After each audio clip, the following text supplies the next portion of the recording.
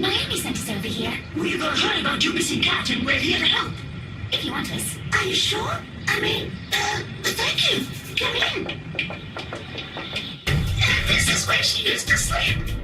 Here are cat balls. Do you think the Someone could have escaped from the cat flap in the door. There isn't one. The memory heard the catnapper's voice on the telephone. It wasn't a joke. What did the voice sound like? A normal voice, like someone our age, you know? Wasn't there anyone at your house this afternoon? No, my parents were at work and my brother left to go camping with his friends a few days ago.